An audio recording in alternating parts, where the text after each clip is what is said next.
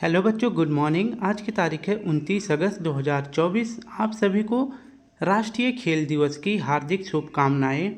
29 अगस्त को मेजर ध्यानचंद जी की याद में हर वर्ष 29 अगस्त को राष्ट्रीय खेल दिवस मनाया जाता है। तो आज हम सबसे पहले पढ़ने वाले हैं 29 अगस्त के 10 करंट अफेयर क्वेश्चन, और हर प्रश्न के नीचे 3 से 4 लल्लन टॉप प्रश्न देखेंगे जो कि करंट अफेयर क्वेश्चन ही रहेगा, जो कि 2 से 3 महीने पुराने करंट अफेयर क्वेश्चन रहेंगे।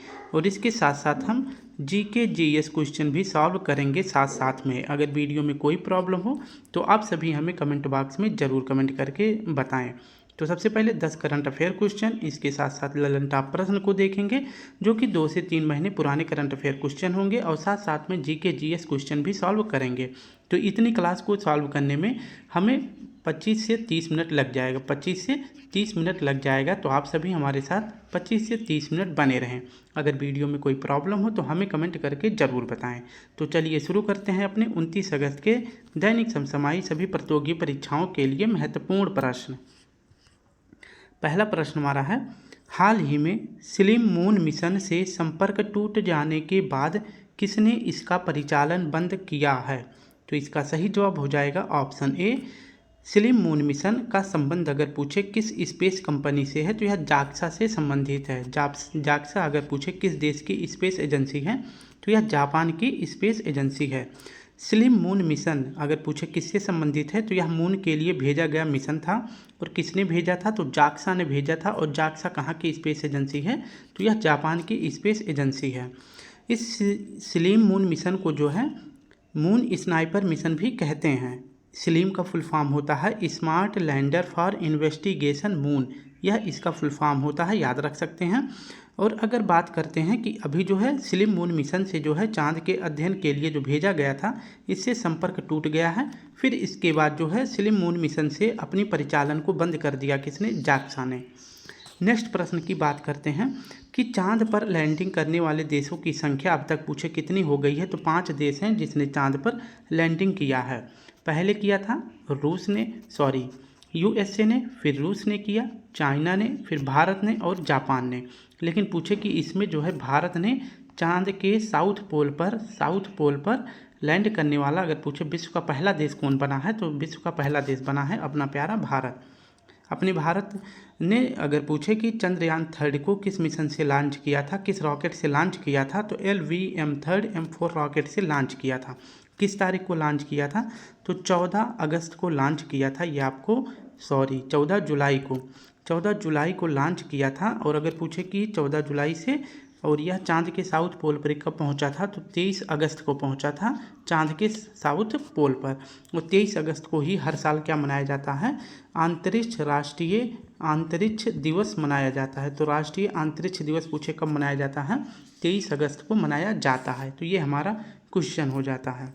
नेक्स्ट हमारा प्रश्न है, हाल ही में चर्चा में रहे नासा के मैगेलन मिशन का संबंध किससे है? तो यह शुक्र ग्रह से संबंधित है। हाल ही में अंतर्राष्ट्रीय स्टील सम्मेलन 2024 कहाँ हुआ है? तो यह हुआ है रांची, झारखंड में।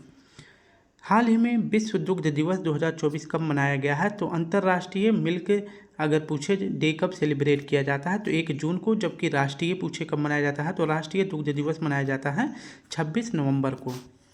नेक्स्ट हमारा प्रश्न है, हाल ही में अदानी पोर्ट्स ने किस देश के दार एस सलाम पोर्ट संचालन हेतु 30 वर्षीय समझौता किया है? तो दार एस सलाम पोर्ट अगर पूछे इस पर 30 साल के लिए एग्रीमेंट किसने किया है? अदानी पोर्ट्स ने किया है। और यह पोर्ट अगर पूछे किस देश में है? तो तंजानिया में है। नेक्स्ट हमारा दूसरा प्रश्न है, हाल ही में भारत सरकार ने किस देश से SIG 716 राइफलों की खरीद करने का समझौता किया है? तो 716 राइफलों की खरीद करने के लिए भारत सरकार ने किसके साथ समझौता किया है? तो इसका सही जवाब हो जाएगा ऑप्शन डी। भारत सरकार ने भी हाल ही में USA से जो है समझौता किया है SIG 716 राइफल खरीदने के लिए। और इसके तहत जो है SIG कंपनी भारत को जो है 2025 तक 1,45,400 राइफल को इंडिया पहुंचाने वाला है। ठीक है, तो 2025 तक भारत को जो है 1,45,000 राइफल्स मिल जाएगा 2025 तक। किसके द्वारा? USA की सरकार के द्वारा।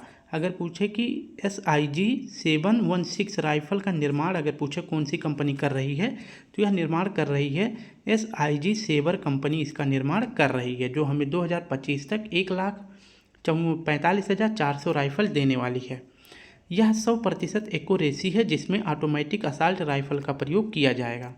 नेक्स्ट अगर प्रश्न की बात करते हैं, कुछ दिनों पहले अभी भारत सरकार ने रूस के साथ भी एक समझौता किया था राइफल्स के लिए, जिसका निर्माण भारत के उत्तर प्रदेश राज्य में किया जाएगा और इस राइफल का नाम है AK-203 राइफल। तो 203 राइफल को लेकर किसके साथ समझौता किया गया है? रूस के साथ, और इस राइफल का निर्माण उत्तर प्रदेश में किया जाएगा।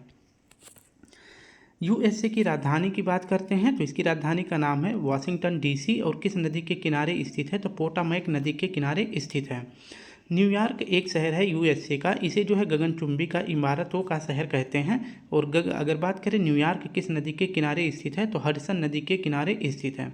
वाशिंगटन DC में 2 संगठनों का मुख्यालय है, पहला और दूसरा। कौन सा संगठन है इसका मुख्यालय वाशिंगटन DC में स्थित है? आप हमें ज़रूर बताएं। और बात करते हैं कि USA की पहली अश्वेत महिला राष्ट्रपति उम्मीदवार अभी कौन बनी है? तो कमला हैरिस बनी है और इनके विपक्ष में कौन है? डोनाल्ड ट्रंप है। तो पहला पूछे कि वाशिंगटन DC के में स्थित कौन सा संगठन है? तो एक तो है विश्व बैंक जिसे वर्ल्ड बैंक कहते हैं, और दूसरा बात करते हैं तो IMF। इन दोनों संगठनों का मुख्यालय अगर पूछे कहाँ है? तो वाशिंगटन में है। IMF का फुल फॉर्म होता है इंटरनेशनल मॉनेटरी फंड। और इन दोनों संगठनों की स्थापना पूछे कब की गई थी? तो 1944 में की गई थी। कब की गई थी? तो 1944 में की गई थी। हाल ही में केंद्र सरकार ने तंबाकू नियंत्रण के लिए किसे ब्रांड एम्बेसडर नियुक्त किया है? तो PV सिंधु जी को नियुक्त किया है। नेक्स्ट हमारा प्रश्न है, हाल ही में मैक्सिको की पहली महिला राष्ट्रपति के रूप में किसका निर्वाचन हुआ है? तो क्लाउडिया शिनबाम जी का हुआ है। ये मैक्सिको की पहली महिला राष्ट्रपति बनी है।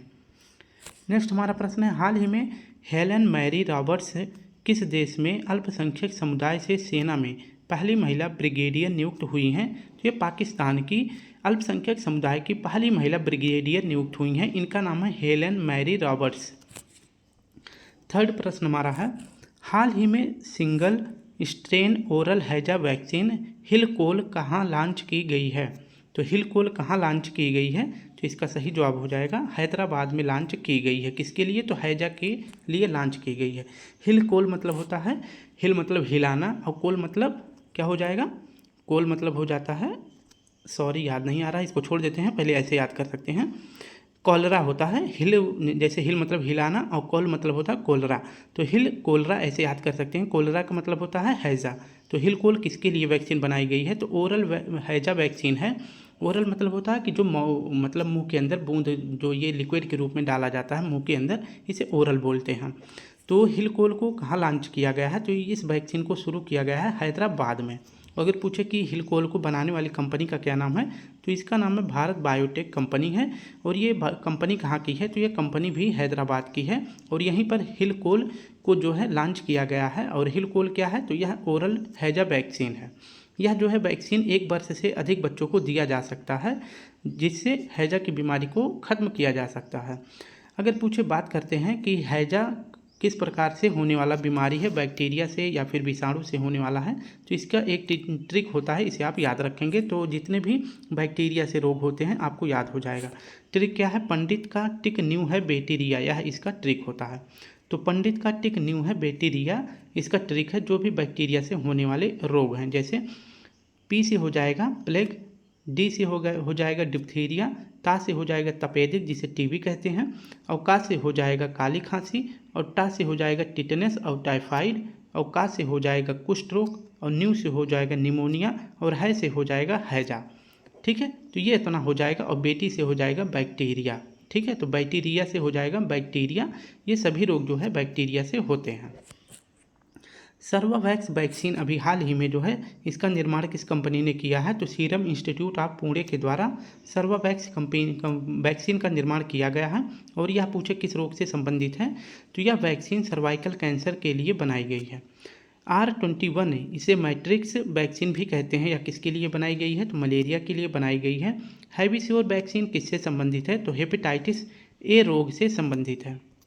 नेक्स्ट हमारा प्रश्न है, हाल ही में विश्व खाद्य सुरक्षा दिवस 2024 कब मनाया गया है? तो यह 7 जून को मनाया गया है। हाल ही में पुनः सक्रिय हुआ किलौआ ज्वालामुखी कहाँ स्थित है? तो यह किलौआ ज्वालामुखी हवाई द्वीप पर स्थित है। हवाई द्वीप पर पूछे किसका अधिकार है? तो यूएसए का अधिकार है। एक तो किलौआ ज्वालामुखी हवाई द्वीप पर है और दूसरा है मोनो लोआ। ये दोनों ज्वालामुखी अगर पूछे कहाँ पर है तो यह दोनों हवाई द्वीप पर है, जिस पर अधिकार यूएसए का है। और किलौआ में भी हाल ही में विस्फोट हुआ था, इसलिए यह चर्चा में बना हुआ था। चुनाव आयोग के अनुसार आम चुनाव में कुल कितने प्रतिशत मतदान हुए हैं? तो कुल 2024 में कुल कितने मतदान हुए हैं? तो 65.79% हुए हैं। नेक्स्ट हमारा प्रश्न है, हाल ही में आईसीसी के स्वतंत्र अध्यक्ष के रूप में किसे निर्विरोध चुना गया है? तो किसे चुना गया है निर्विरोध? तो इसका सही विकल्प हो जाएगा जय शाह जी को आईसीसी का नया अध्यक्ष बनाया गया है। इसकी अगर व्याख्या देखें तो ICC international cricket council full form होता है और इसका मुख्यालय पूछे कहाँ है? दुबई में इसका मुख्यालय है।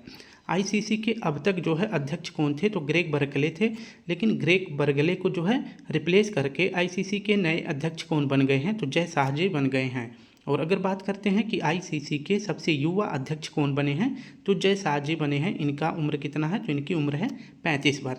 तो आईसीसी के नए अध्यक्ष कौन बनाए गए हैं? जय शाह जी बनाए गए हैं। किनके स्थान पर बने हैं? तो ग्रेग बर्कले जी के स्थान पर बने हैं। आईसीसी का मुख्यालय दुबई में है। एक प्रश्न और याद रखेंगे, करंट अफेयर का ही है।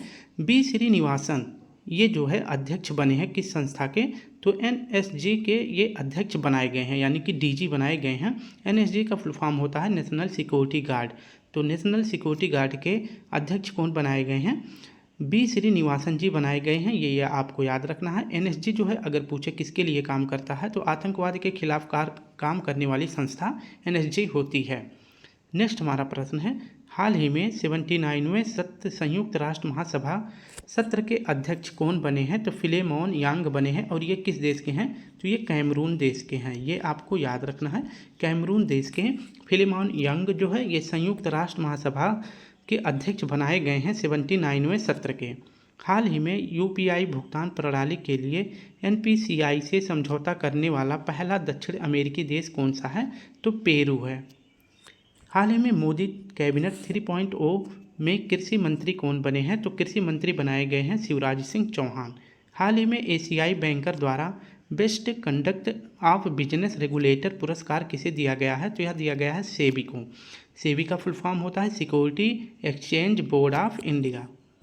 नेक्स्ट हमारा प्रश्न है 5वां, हाल ही में छोटे ग्रामीण उधारकर्ताओं को ऋण के घर्षण रहित प्रवाह के लिए यूएलआई लॉन्च करने की घोषणा किसने करी है? तो इसका सही विकल्प हो जाएगा आरबीआई ने यूएलआई को लॉन्च करने की घोषणा करी है। किसके लिए? तो छोटे जो ग्रामीण उधारकर्ताओं को ऋण देने के लिए यह योजना शुरू की गई है।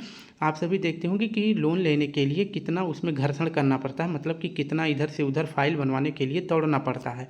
तो इसी को आसान करने के लिए आरबीआई ने यूएलआई लॉन्च किया है, जिससे कि जो छोटे ग्रामीण लोग होते हैं उनको आसानी से उधार दिया जा सके, यानी कि लोन दिया जा सके।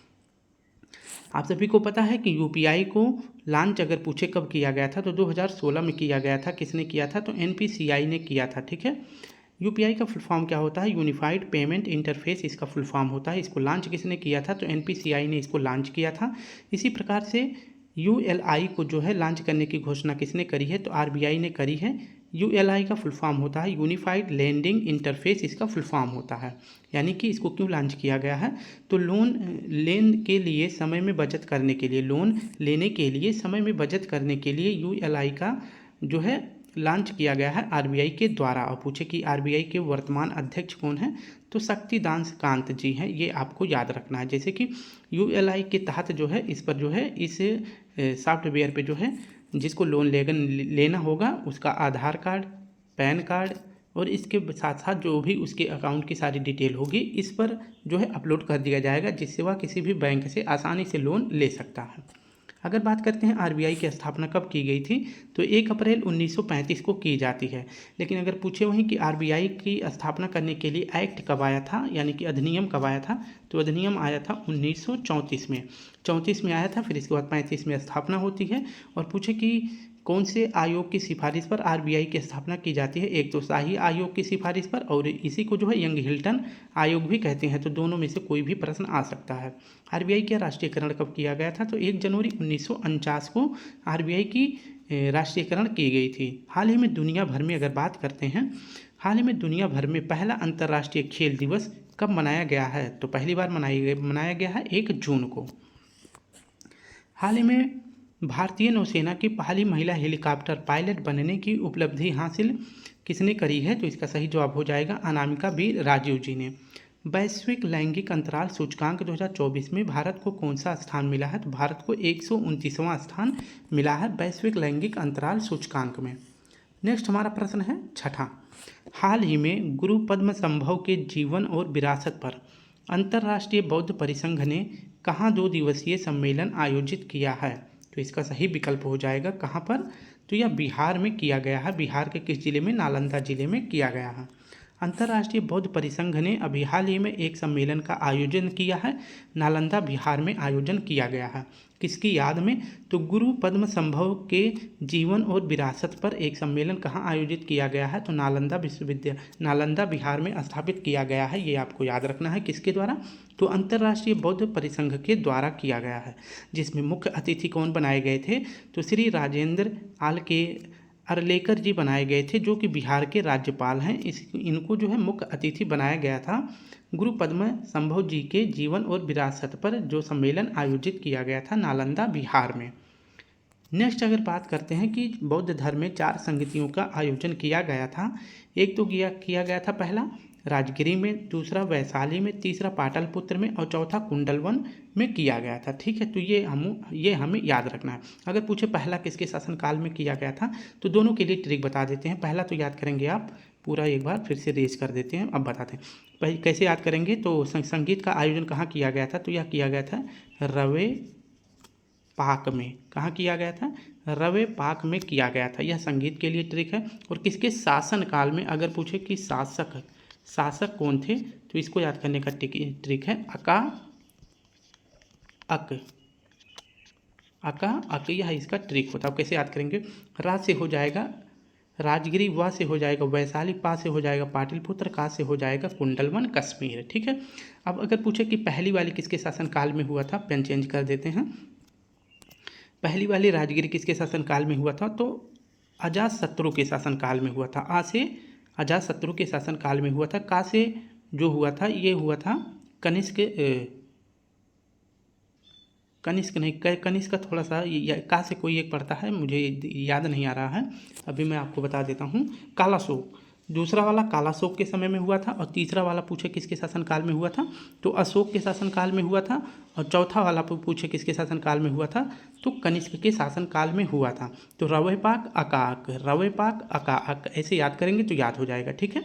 तो आ से हो जाएगा अजातशत्रु, का से हो जाएगा कालाशोक, फिर आ से हो जाएगा अशोक, फिर का से हो जाएगा कनिष्क। तो ये चौथी बौद्ध संगति और किसके शासनकाल में हुई थी। नेक्स्ट बात करते हैं कि पहला अगर उपदेश पूछे कहाँ दिया गया था, तो पहला उपदेश दिया गया था सारनाथ में। और सबसे ज़्यादा उपदेश अगर पूछे महात्मा बुद्ध ने कहाँ दिया था, तो श्रावस्ती में दिया था। महात्मा बुद्ध जी को अगर पूछे मोक्ष की प्राप्ति कहाँ हुई थी, कुशीनगर में हुआ था। और इनका जन्म पूछे कहाँ हुआ था, तो लुम्बिनी नेपाल में हुआ था। नालंदा विश्वविद्यालय की अगर पूछे स्थापना किसने करी थी, तो इसकी स्थापना किया गया था कुमार गुप्त जी के द्वारा। और ये किस वंश से संबंधित थे, तो ये गुप्त वंश से संबंधित थे। नेक्स्ट हमारा प्रश्न है, हाल ही में आंध्र प्रदेश के डिप्टी सीएम यानी उप मुख्यमंत्री के रूप में किसने शपथ ली है, तो पवन कल्याण जी ने ली है। और पूछे कि सीएम कौन बने हैं, तो आंध्र प्रदेश के मुख्यमंत्री बने हैं चंद्रबाबू नायडू जी। और ये किस पार्टी के हैं, तो ये TDP Telugu Desam party TDP party के सीएम बने हैं। हाल ही में भारत ने किस मुद्रा के साथ स्थानीय मुद्रा निपटान प्रणाली प्रारंभ करी है, तो दिरहम के साथ भारत ने स्थानीय मुद्रा निपटान प्रणाली प्रारंभ करी है। किसके साथ, तो यूएई के साथ। यानी कि अब भारत और यूएई के बीच में डॉलर से व्यापार नहीं होगा। यानी कि अगर भारत जो है अपना कोई सामान भेजता है यूएई में, तो यूएई जो है भारत को क्या देने वाला है, दिरहम देने वाला है। ठीक है, दिरहम देगा। और फिर जब यूएई भारत से में अपना कोई सामान बेचेगा, तो भारत जो है उसी दिरहम को वापस कर देगा। ठीक है। नेक्स्ट हमारा प्रश्न है, हाल ही में G7 शिखर सम्मेलन 2024 कहाँ आयोजित किया गया है? इटली के शहर पुगालिया में। कहाँ? इटली के शहर पुगालिया में। हाल ही में AI संचालित संवादी शॉपिंग सहायक RUFUS किसने लॉन्च किया है? तो रिफ्यूज़ को अगर पूछे किसने लॉन्च किया है तो यह लॉन्च किया गया है अमेजॉन के द्वारा। इसकी व्याख्या देखते हैं। अमेजॉन ने अभी हाल ही में AI संचालित यानी आर्टिफिशियल संचालित, यह एक मशीन है, इसके रूप में अगर पूछे कि AI संचालित जो संवादी शॉपिंग सहायक को लॉन्च किया गया है अमेजॉन के द्वारा, उसका नाम क्या है? तो रिफ्यूज़ उसका नाम है, RUFUS इसका रिफ्यूज़ इसका नाम है। तो यह क्या करेगा, जैसे आप सभी अमेजॉन पे कोई सामान खरीदने जाते हैं या कोई कपड़ा या फिर कोई कुछ भी खरीदने जाते हैं तो आपको जो है यहाँ पे रिफ्यूजी जो है रहेगी, वो आपको एडवाइस देगी कि ये वाला चीज़ यहाँ पे मिल सकता है, ये वाली चीज़ ज़्यादा उपयोगी है। तो इस प्रकार से आपको संवाद करके आपको शॉपिंग के बारे में हेल्प करने वाली है। तो शॉपिंग में हेल्प करने के उद्देश्य से अमेजॉन ने AI संचालित क्या बनाया है? रिफ्यूज़ बना दिया है। ठीक है। और वहीं पूछे कि AI के अमेजॉन के मालिक कौन है? तो अमेजॉन के मालिक हैं जेफ बिजोस, ये आपको याद रख लेना है। ठीक है। नेक्स्ट अगर बात करते हैं AI संचालित, अगर पूछे कि इसके लिए मीटिंग कहाँ आयोजित की गई थी, दूसरी मीटिंग अभी हाल ही में कहाँ आयोजित की गई है? तो सियोल में की गई है। सियोल मतलब कहाँ की गई है? तो दक्षिण कोरिया में दूसरी AI समिट का आयोजन किया गया था। नेक्स्ट बात कर लेते हैं, भारत की पहली AI अगर फिल्म पूछे कौन सी है तो इरा है। जो कि पूछे भारत की पहली AI टीचर कौन है जो केरल में पढ़ा रही है, तो इसका नाम है आयरिस।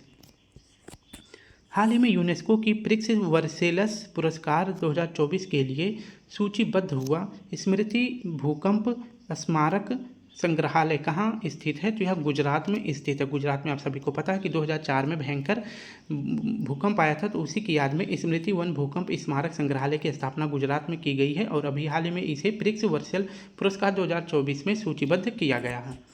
नेक्स्ट हमारा प्रश्न है, हाल ही में Shantaram life time achievement award 2024 से किसे सम्मानित किया गया है?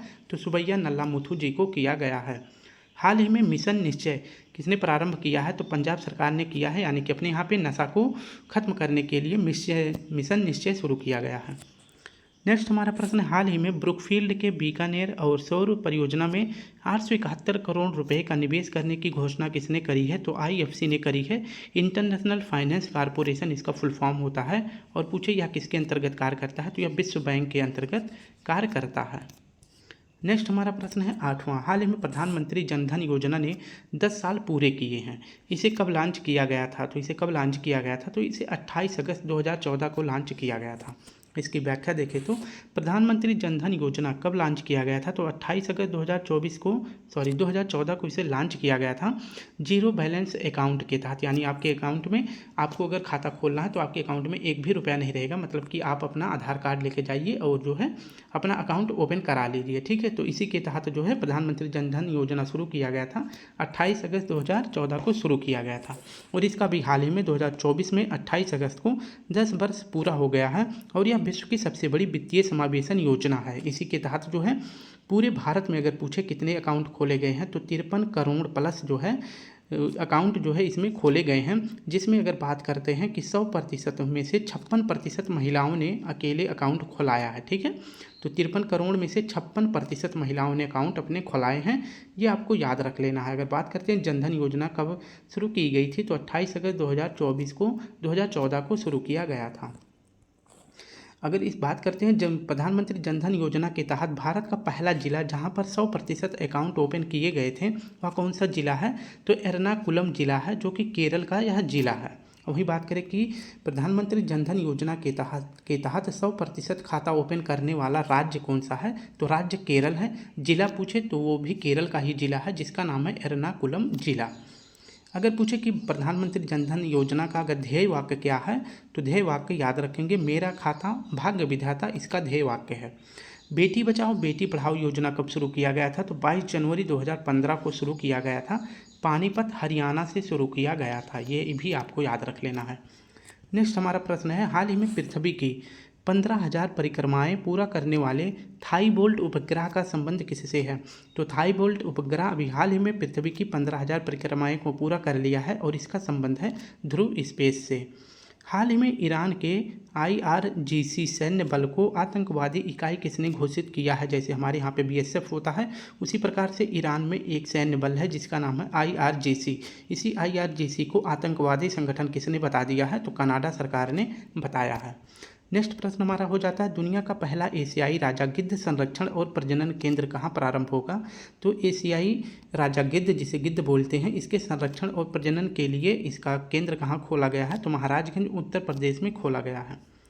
9वां प्रश्न हमारा है, हाल ही में विश्व जल सप्ताह दिवस अगर पूछे कि विश्व जल सप्ताह 2024 कब आयोजित किया गया है? तो विश्व जल सप्ताह दिवस मनाया जाता है 25 से लेकर 29 अगस्त के बीच में इसका आयोजन किया गया है। इसकी व्याख्या देखें तो विश्व जल सप्ताह 2024 कब मनाया गया है? तो यह मनाया जाता है 25 अगस्त से लेकर 29 अगस्त के बीच में यह मनाया जाता है। और विश्व जल सप्ताह मनाने की शुरुआत पूछे कब से करी गई है? तो 1991 से करी गई है। और इस बार 2024 में अगर पूछे इसकी थीम क्या रखी गई है? तो 2024 में इसकी थीम रखी गई है सीमाओं को जोड़ना, इसकी थीम रखी गई है। तो विश्व जल सप्ताह 2024 की थीम सीमाओं को जोड़ना। और कब मनाया जाता है? तो यह मनाया जाता है 25 से लेकर 29 अगस्त के बीच में। वही बात करते हैं विश्व जल दिवस कब मनाया जाता है? तो यह 22 मार्च को मनाया जाता है। नेक्स्ट प्रश्न है, हाल ही में अंकटाड की विश्व निवेश रिपोर्ट 2024 में भारत को कौन सा स्थान मिला है? तो अंकटाड की विश्व निवेश रिपोर्ट 2024 में अगर पूछे भारत को 15वां स्थान मिला है। हाल ही में अंतर्राष्ट्रीय फिल्म महोत्सव 2024 में गोल्डन कोंच पुरस्कार से किसे सम्मानित किया गया है? तो गोल्डन कोंच पुरस्कार जो है अगर पूछे किसके द्वारा दिया जाता है? तो अंतर्राष्ट्रीय फिल्म महोत्सव 2024 में गोल्डन कोंच पुरस्कार मिला है गोल्डन थ्रेड मूवी को। हाल ही में T20 विश्व कप में लगातार 2 हैट्रिक लेने वाले दुनिया के पहले तेज गेंदबाज कौन बन गए हैं? तो यह पैट कमिंस बन गए हैं। और ये कहाँ के गेंदबाज हैं? तो ये ऑस्ट्रेलिया देश के गेंदबाज हैं। नेक्स्ट प्रश्न हमारा है, हाल ही में यूनेस्को की सूची में शामिल भारत का पहला साहित्य शहर कौन सा है? तो भारत का पहला साहित्य शहर जो यूनेस्को में शामिल हुआ है कोझिकोड है और यह केरल में है। नेक्स्ट प्रश्न हमारा है और आज का आखिरी प्रश्न है, हाल ही में केंद्रीय वित्त मंत्री निर्मला सीतारमण ने कहाँ GST भवन का उद्घाटन किया है? तो केंद्रीय वित्त मंत्री निर्मला सीतारमण जी ने केंद्रीय भवन का उद्घाटन कहाँ किया है? तो यह उदयपुर में किया है। उदयपुर यानी राजस्थान में किया है। GST भवन का अगर पूछे उद्घाटन कहाँ किया गया है? उदयपुर में किया गया है। उदयपुर राजस्थान में किया गया है। उदयपुर को ही झीलों की नगरी कहते हैं। और GST भवन का अगर पूछे शुभारंभ किसने किया है? तो वित्त मंत्री निर्मला सीतारमण जी ने किया है। नेक्स्ट अगर बात कर लेते हैं GST के बारे में, सारी जानकारी देखते हैं। तो GST का फुल फॉर्म अगर पूछे क्या होता है? गुड्स एंड सर्विस टैक्स इसका फुल फॉर्म होता है। और इसे जो है वन नेशन वन टैक्स अगर पूछे किसे कहते हैं? तो यह भी GST को कहते हैं। ठीक है, नेक्स्ट बात कर लेते हैं GST को हमारे संविधान में किस बिल के द्वारा जोड़ा गया था? तो बिल आया था GST के लिए 122 नंबर का संविधान संशोधन बिल आया था। लेकिन जब इस बिल को संविधान संशोधन में लाया गया था 122वें नंबर के तहत, और जोड़ा कब गया था? तो संविधान में 101वां संविधान संशोधन अधिनियम करके संविधान को GST को हमारे संविधान में जोड़ा गया था। अगर पूछे अधिनियम कौन सा है GST के लिए? तो अधिनियम है 101वां। वही पूछे बिल कौन सा है GST के लिए? तो 122वां बिल है। ठीक है, क्योंकि बिल जब आता है, जब यह पास हो जाता है तो यही अधिनियम बन जाता है। ठीक है, और वही बात करें कि पूरे भारत में GST कब लागू हुआ था? तो जम्मू कश्मीर को छोड़कर, ठीक है, जम्मू कश्मीर को छोड़कर बाकी के पूरे भारत में 1 जुलाई 2017 को GST लागू हो गया था। अगर पूछे GST पहले किस राज्य में लागू किया गया था? तो सबसे पहले असम राज्य में लागू किया गया था। वहीं बात करें GST के लिए कौन सी समिति लागू की गई थी? तो GST के लिए समिति लागू की गई थी विजय केलकर समिति के तहत GST को भारत में लागू किया गया था। GST का अगर पूछे अनुच्छेद कौन सा है? तो GST जो है अनुच्छेद 246A में GST का उल्लेख किया गया है। जबकि पूछे GST काउंसिल का उल्लेख किस में किया गया है? तो GST का उल्लेख 246A में किया गया, जबकि GST काउंसिल का उल्लेख 279A में किया गया है। तो दोनों को ध्यान से देखेंगे, दोनों ही महत्वपूर्ण क्वेश्चन है। अब पूछे GST जो है कैसा कर है? तो GST अप्रत्यक्ष कर है। और यह पूछे कि अप्रत्यक्ष कर किस पर कौन लगाता है? तो यह समवर्ती सूची का विषय है। तो समवर्ती सूची का मतलब होता है, आप सभी को पता है, एक तो इस पर जो है सेंट्रल गवर्नमेंट जो है कर लगा सकती है, और इस पर जो है स्टेट गवर्नमेंट भी कर लगा सकती है। तो सेंटर और स्टेट अगर दोनों किसी पर अगर कर लगा सकते हैं तो वह जो है समवर्ती सूची का विषय बन जाता है।